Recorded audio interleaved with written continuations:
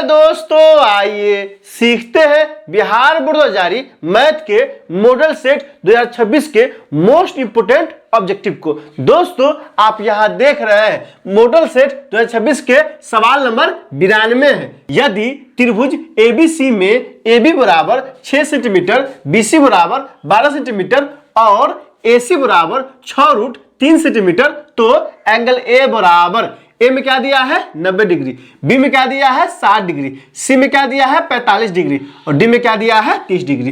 दोस्तों डिस्क्रिप्शन ने क्या किया है, प्लेलिस्ट लगा दिया है। पहला और दूसरा प्लेलिस्ट है बिहार बोर्ड जारी मैथ के मॉडल सेट 2026-2025 के सवालों का। तीसरा और चौथा प्लेलिस्ट है 2025 के प्रथम पाली में और दूसरी पाली में पूछे गए मैथ के सवालों का। पांचवा प्लेलिस्ट है, चूंकि कहाँ के सवाल है, ज्यामिति का सवाल है, ज्यामिति का लगा दिए। आप वहां जाइए, उन वीडियो को इत्मीनान से देखिए ताकि समझ बनेगा कि एग्जाम में किस तरह सवाल पूछा जाता है और आपको कैसे बनाना है। तो आइए इस सवाल को हल करते हैं। यहां से क्या हो जाएगा दोस्तों, आप ध्यान दीजिए। AB का मान कितना दिया है, तो AB का मान दिया है 6 सेंटीमीटर। तो ये क्या हो जाएगा, AB स्क्वायर बराबर तो हो जाएगा 6 का स्क्वायर बराबर कितना आ जाएगा 36 सेंटीमीटर।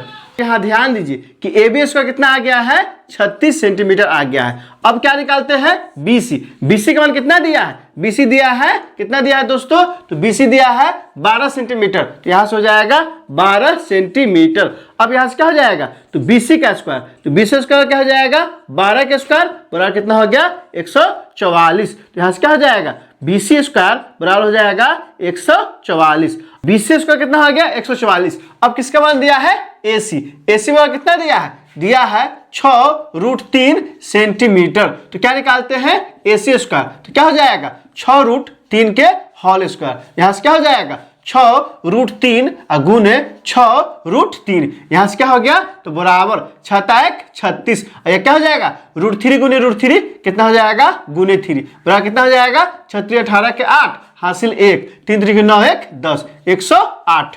आप यहां ध्यान दीजिए, AC स्क्वायर कितना आ गया 108 आ गया।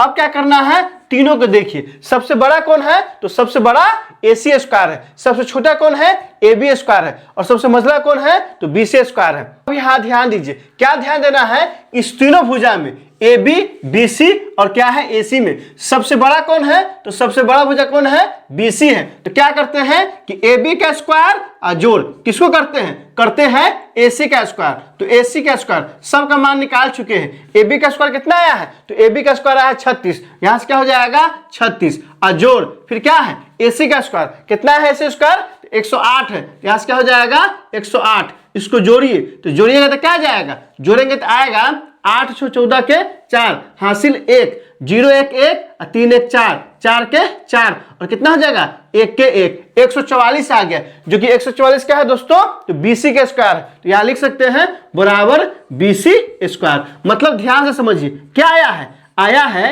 AB square plus AC square बराबर क्या आ गया है BC स्क्वायर। इसी को देखना है दोस्तों। मतलब दो भुजाओं के वर्गों का योगफल बराबर है तीसरी भुजा के वर्ग के। मतलब कर्ण स्क्वायर बराबर लंब स्क्वायर प्लस आधार स्क्वायर आया है। आइए एक आकृति बनाते हैं। कैसा आकृति, एक त्रिभुज बनाइए। कैसा, समकोण त्रिभुज। इसमें क्या होगा, आपको ध्यान देना होगा, क्योंकि क्या है सबसे बड़ी भुजा BC है ना, इसलिए ये हो जाएगा B और ये हो जाएगा C, ये क्या हो जाएगा A।